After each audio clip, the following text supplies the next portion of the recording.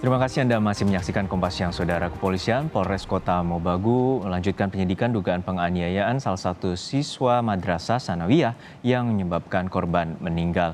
Ada 14 anak dan 4 guru yang telah diperiksa penyidik.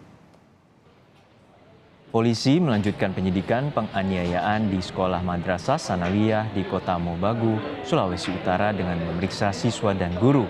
Dalam pemeriksaan, para siswa didampingi orang tua masing-masing serta Dinas Perlindungan Anak dan Perempuan Kota Mobagu.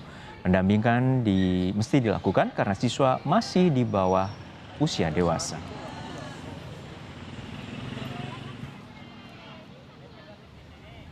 Polres Kota Mobagu telah meningkatkan kasus penganiayaan ke tahap penyidikan.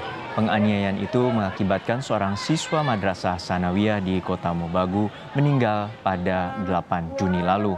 Korban yang berusia 13 tahun sempat dibawa ke rumah sakit karena mengeluh sakit di bagian perut, tetapi nyawanya tidak tertolong.